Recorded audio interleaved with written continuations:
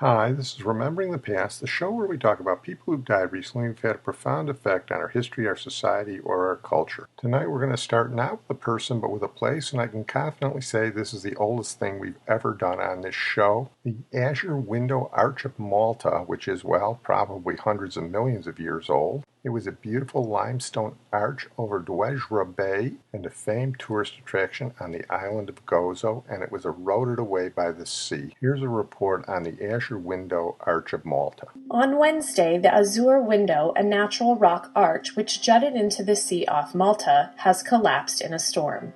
Malta Prime Minister Joseph Muscat said via Twitter that the loss of one of the main tourist attractions on the island of Gozo was heartbreaking. According to geologist Peter Gatt, the limestone pillar that had supported the arch must have given way after years of erosion by the sea.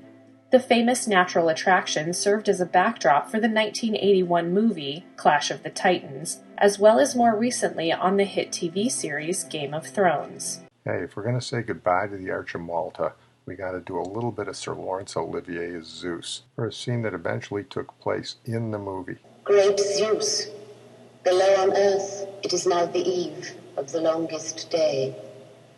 Very well. Release the Kraken. Can never get enough of Olivier releasing that Kraken. Well, we're going to move on now to Robert James Waller, who died recently at the age of 77. He was a one-hit wonder of sorts. He was the author of the worldwide bestseller, The Bridges of Madison County, which sold over 50 million and became a hit movie with Meryl Streep and Clint Eastwood. It's the story of an Italian-American woman with a family in Iowa, and the rest of her family goes off to the Illinois State Fair, and one day at her door, a handsome stranger appears, and they have a 4-day tryst. Spoiler alert, this isn't my kind of thing.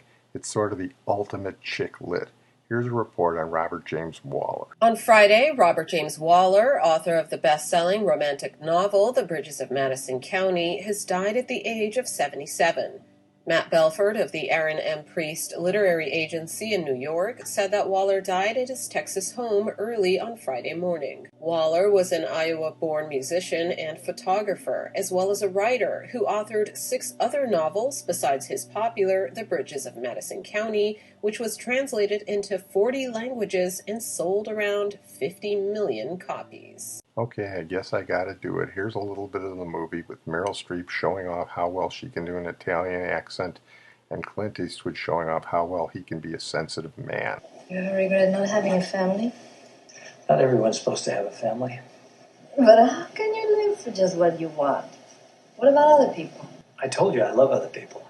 But no one in particular. But I love them just the same. It's not the same. I know it's not the same, but what you're saying is it's not as good. It's not normal. It's not proper. No, that's not what I'm saying. I have a little bit of a problem with this American family ethic that seems to have hypnotized the whole country. I guess you probably think of somebody like me as a poor, displaced soul who's destined to wander the planet with not having a TV set or a self-cleaning oven. Just because someone decides to settle down and have a family doesn't mean they're hypnotized. Just because I've never seen a gazelle stampede doesn't mean I'm asleep in my life. You want to leave your husband? No. Of course not. I'm sorry about that. I apologize. What made you ask such a question? I thought that's what we were doing, asking questions. It was stupid. I'm sorry. No, I thought we were having a conversation. You're asking me these questions. You're reading all these meanings into its meanings. I must be too simple to understand or interpret or something. I'm sorry. I apologize. Whatever happened to Dirty Harry and Rowdy Yates? Okay, time to terminate that boogie check. We're going to move on now to Lloyd Conover, who died recently at the age of 93.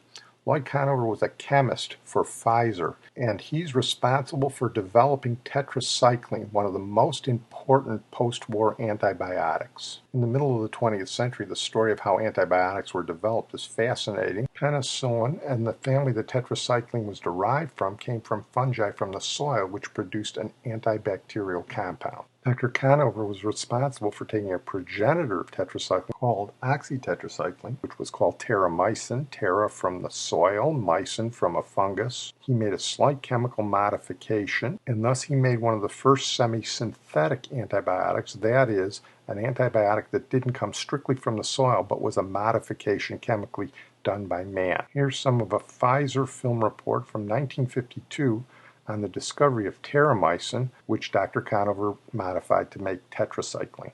Countless ages have been revealed one of the greatest scientific detective hunts of all time. Specimens from the top layer of the Earth's surface from every portion of the globe were shipped to the Brooklyn laboratories in the hope of discovering a new drug to conquer man's diseases. 100,000 samples of soil collected by airline pilots, missionaries, expeditions, and ordinary travelers to be scientifically searched for a life-saving organism. Months of tedious culture screening, and then the announcement of the discovery of terramycin. Here you see a liquid suspension of the precious soil, one of the first steps in transforming a pinch of dirt into a wonder drug.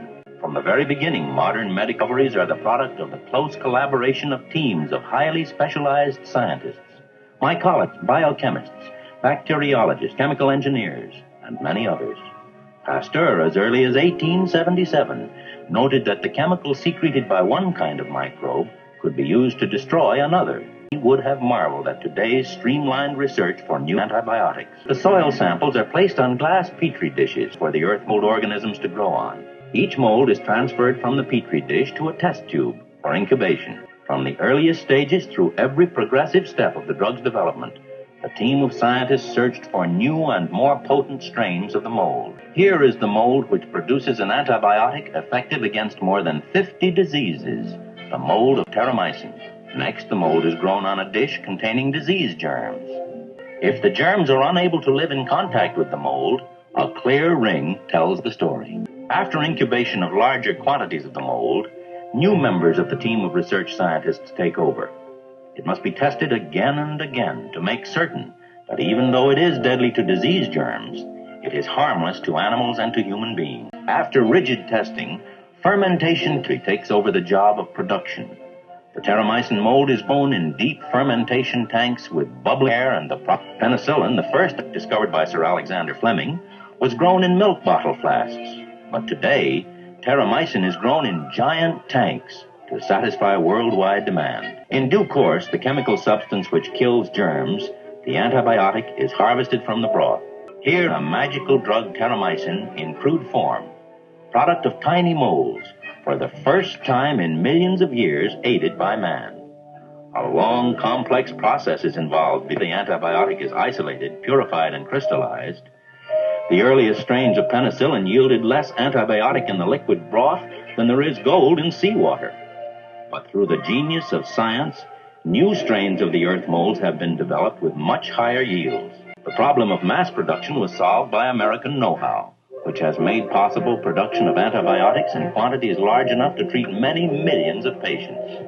Well, tetracycline was used extensively in the 50s and 60s. It's one of the broadest spectrum antibiotics. They started noticing discoloration of children's teeth when it was used.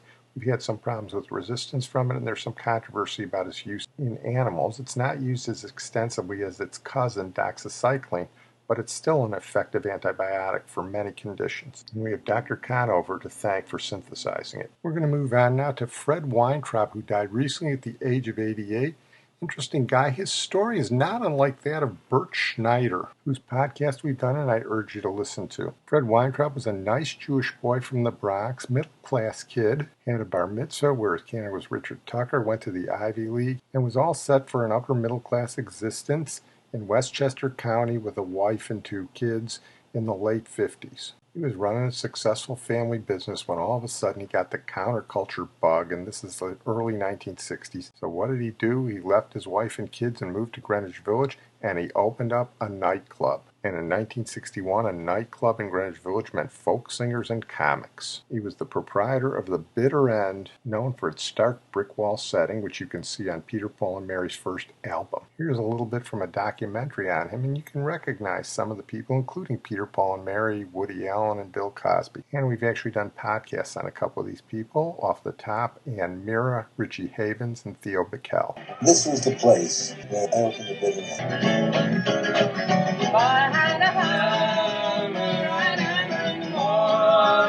And my parents finally realize that I'm kidnapped. And they snap into action immediately. They rent out my room. As a brother was Bring me gold and 6 fine horses. I want you to build an ark. Right.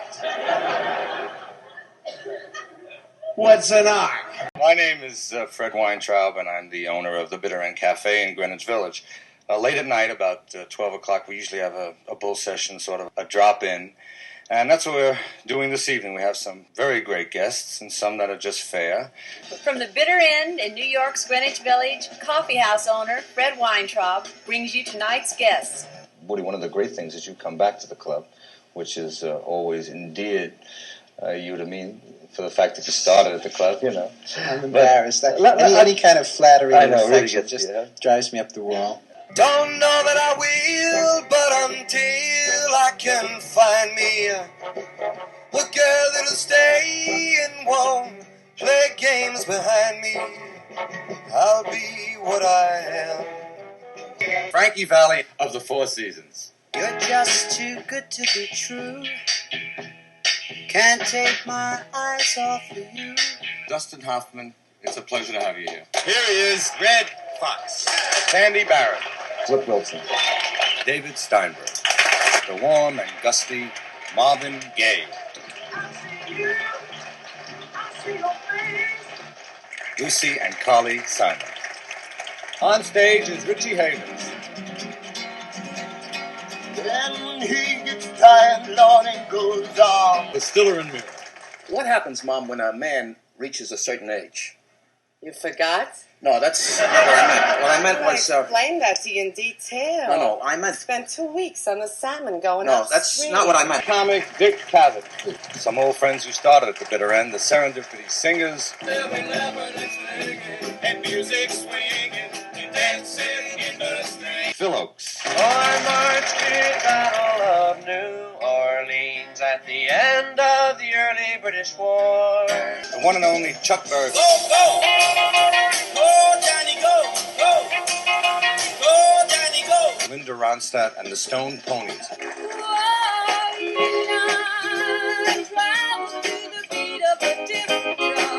And Theodore Backel.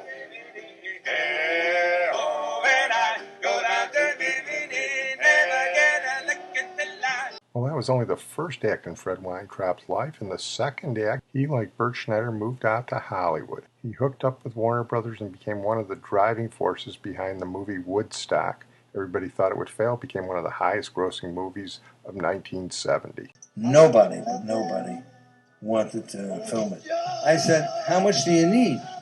And by Monday morning, I was the biggest hero there ever was. That movie helped Warner Brothers move out of the red, but then he moved on, created his own company, and became the producer of Bruce Lee's first movie, Enter the Dragon. Eventually, I went over to Hong Kong. The deal was made between Golden Harvest, Raymond Chow's company, and Warner Brothers.